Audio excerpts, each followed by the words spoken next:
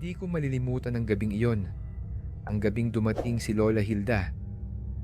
Bago siya sumakabilang buhay, palaging kinukwento ng mga matatanda sa baryo ang tungkol sa kaniyang kababalaghan.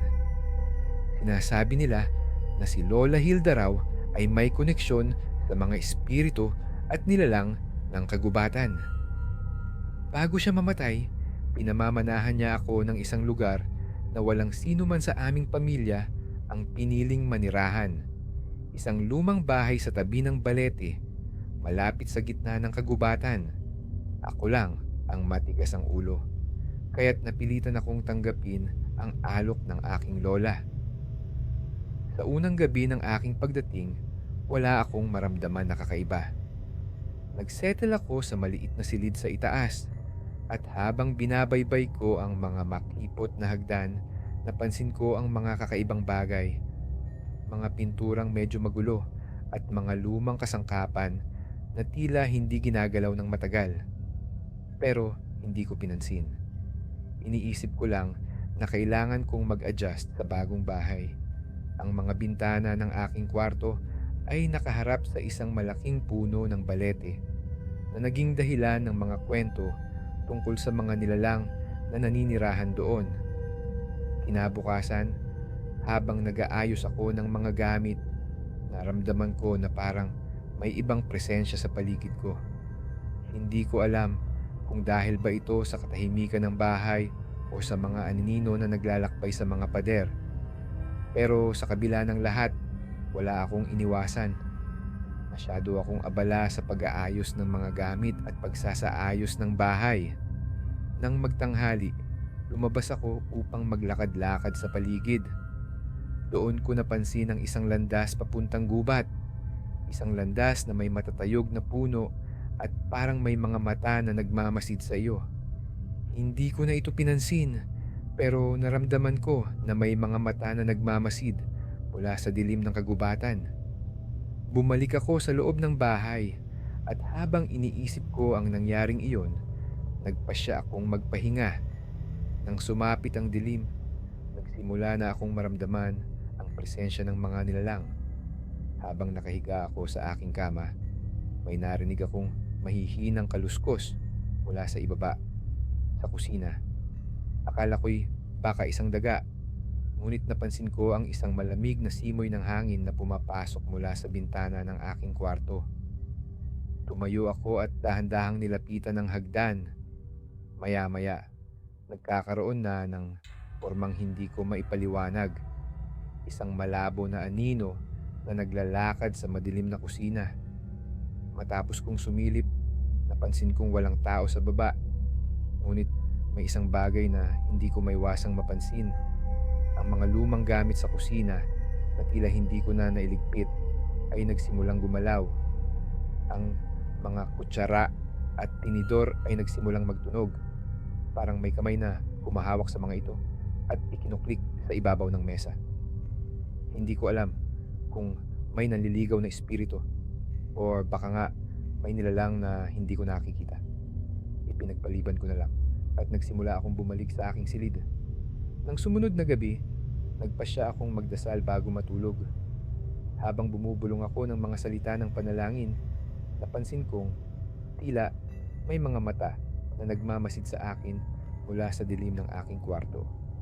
Ang mga anino ng mga kasangkapan ay nagsimulang magbago ng hugis at tila may mga naglalakad sa paligid ng kwarto. Nang tumingin ako sa salamin, nakita ko ang aking refleksyon. Ngunit may isa pang imahe sa likod ko. Isang matandang babae, nakatayo at walang imik. Nang magtama ang aming mga mata, parang may malamig na hangin na dumaan sa aking katawan. Nagising ako ng madaling araw nang maramdaman ko ang matinding lamig sa aking silid. Hindi ko alam kung bakit, pero ang hangin na dumaan ay parang may daladalang pagnanasa. Isang pakiramdam na hindi ko kayang ipaliwanag. Dumaan ako sa kusina upang magpainit ng tubig, ngunit sa bawat hakbang ko, parang may mga yapak na sumusunod sa akin. Tumingin ako sa mga anino at nakita ko ang isang matandang babae tulad ng sa aking panaginip. Ang kanyang mga mata ay malalim at walang kabuhay-buhay. Ngunit nang magtama ang aming mata, naramdaman ko na ang oras ay tila tumigil. Nagdesisyon akong magtago sa aking kwarto. Ngunit naririnig ko pa rin ang mga kaluskos mula sa ibaba. May mga tunog na parang mga yabag na lumalapit mula sa hagdan. Natatakot na ako. Hindi ko alam kung anong klase ng nilalang ang naroroon. Ngunit naramdaman kong may isang uri ng puwersa na nagtutulak sa akin na lumabas sa aking silid. Pagdating ko sa ibaba, nakita ko ang isang silweta, isang matandang babae na parang walang buhay, nakatayo sa gitna ng kusina. Ang matandang babae ay ngumiti, ngunit ang ngiti ay hindi makatawa. Parang may lihim na banta sa bawat kislap ng kanyang labi. Nang dumaan ako upang lumapit sa matandang babae, nagpatuloy ako sa paghakbang. Tumigil siya at unti-unting nawala sa aking paningin. Ang mga mata ko ay nagmasid at nakita ko na ang kusina na dati puno ng mga kaldereta at iba pang gamit ay ngayon tila isang disyertong walang buhay. Bawat bagay sa paligid ko ay nagsimulang magbago at sa bawat sandali nagsimulang magdagdag ang takot sa aking dibdib. Hindi ko na alam kung anong klaseng entidad ang naroroon. Ang kanyang presensya ay isang anino na dumaan at muling nawala. Ilang gabi pa ang lumipas at ang matandang babae ay patuloy na nagpapakita. Madalas ko na siyang nakikita, ngunit hindi ko na siya tinatangkilik. Laging siya lang ang nandyan, ang mga mata niyang nagmamasid mula sa dilim. Isang gabing napagdesisyonan kong magtago sa silid ko upang makita kung saan siya nagmumula. Nang dumaan ng ilang oras, naramdaman ko na parang may kumakalabit sa aking leeg. Lumingon ako at wala ni isa mang tao. Ngunit sa salamin, nakita ko siya nakatayo sa likod ko. Tumakbo ako palabas ng bahay, ngunit parang may mga yapak na sumusunod sa akin. Habang nagsimula akong maglakad patungo sa kalapit na kalsada, naramdaman kong may bigla ang pagkabigat sa aking mga paa.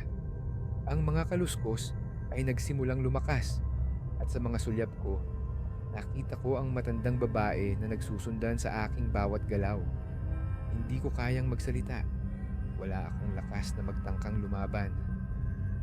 Hanggang sa dumating ako sa isang bahagi ng kagubatan, ang mga matandang puno ay nagsimulang magdaluyong ng mga kaluskos na mas malakas pa sa mga yapak ng matanda.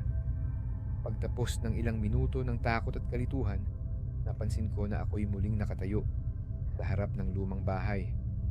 Hindi ko alam kung paano ako naparito, ngunit ang matandang babae ay naroroon. Ang kanyang mata ay nanatiling nakatutok sa aking kaluluwa. Nang tignan ko siya, ang katawan niya ay nagsimulang magbago ng hugis. Parang siya'y nagiging isang malaking anino, ang mga mata na may kabangisan. Hindi ko kayang lumaban, kaya't tumakbo na lamang ako papasok ng bahay. Nang pumasok ako sa loob, ang mga pinto ay nagsimulang magsara ng mag-isa. Ang mga ilaw ay nanghina at ang hangin sa loob ng bahay ay nagkaroon ng kakaibang amoy. Ang matandang babae ay nagsimulang maglakad patungo sa akin at sa bawat hakbang niya, ang mga dingding ay nagbigay ng tunog. Parang ito ay naglalagablab sa init ng pagkahulog. Tumigil siya sa harap ko at sa isang iglap, ako'y napako sa lugar. Ang mga mata niya ay naging isang bukirin ng takot na nagbabalik ng mga kwento ng mga kaluluwang hindi matahimik. Walang anuman sa aking katawan ang nakalaban. Sa halip, nagising ako sa isang lugar na hindi ko alam. Ang paligid ay tila isang disyertong punong-puno ng mga kaluskos at anino. Ang matandang babae ay naroroon at ang kanyang mga mata ay mas maliwanag kaysa dati. Puno ng pagnanasa, ng galit at ng isang sumpang hindi ko kayang intindihin. Hindi ko alam kung anong uri ng nilalang siya, ngunit sa kabila ng lahat, alam ko na siya ang nagbabalik ng mga bagay na napabayaan sa kagubatan. Hindi ko alam kung ilang oras o araw ang lumipas. Ang oras ay tila huminto at ako'y naroroon sa isang tila walang katapusang dilim. Ang matandang babae ay patuloy na naglalakad sa paligid ko at ang mga anino na nagsusulputan mula sa mga puno ay nagsimulang magsalita ng mga salitang hindi ko maintindihan. Para bang ang mga nilalang na ito ay may sinaunang wika, isang uri ng sumpang patuloy na pinapalakas sa bawat pagdaan ng oras.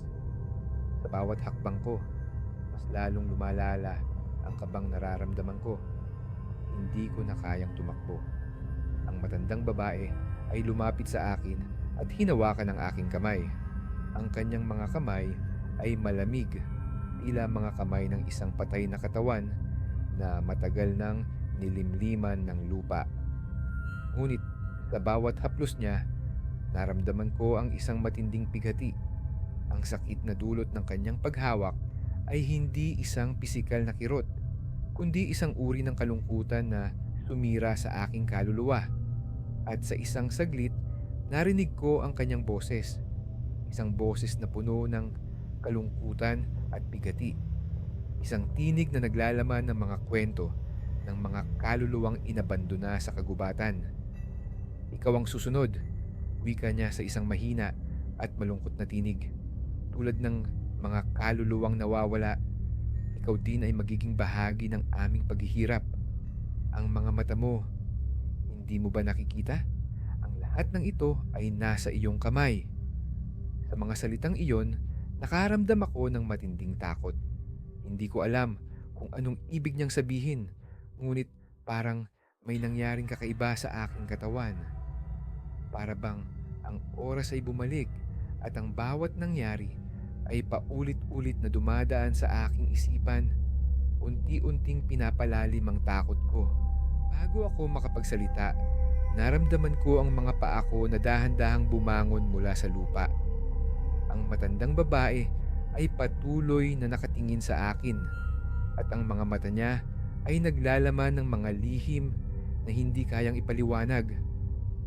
Sa mga sumunod na sandali, napansin ko ang mga kaluluwang naglalakad sa paligid ko, ang mga nilalang na minsan ay buhay, minsan naman ay patay. Ang mga mata nila ay nakatuon sa akin at bawat isa sa kanila ay may mga kwento ng kanilang pagkatalo, ng kanilang mga pagluha na tinakpan ng mga anino ng kagubatan. Sa wakas, nang hindi ko na kayang tiisin ang takot, ako'y bumangon at tumakbo ng mabilis. Ngunit habang tumatakbo ako, ang kagubatan ay nagsimulang magbago. Ang mga puno ay nagiging mas matataas at ang mga landas ay nagsimula na ring magbago ng direksyon. Sa bawat hakbang ko, ang mga kaluskos mula sa ilalim ng lupa ay nagiging mas malalakas. Pakiramdam ko ay patuloy na ako'y sinusundan ng mga anino at bawat sulok ng kagubatan ay nagsisilbing isang patibong na nagpapahina sa aking lakas. Walang katapusan, walang direksyon. At doon, sa isang madilim na gabi, muling nagbalik ang matandang babae. Nakangiti siya, ngunit ang ngiti niya ay hindi masaya. Ang mga mata niya ay punong-puno ng pighati at ang mga anino mula sa paligid ay nagsimulang magdikit sa aking katawan. Pinapalakas ang kabang nararamdaman ko. Walang pagtakas. Ang huling imik ng kagubatan, ang huling alingawngaw ng balete ay nagsimula ng maglaho.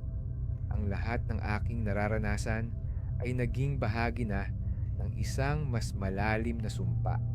At ngayon, ako'y narito, patuloy na naglalakad sa dilim, bahagi na ng mga kaluluwang inabandona ng kagubatan, naghihintay ng susunod na makakasalubong.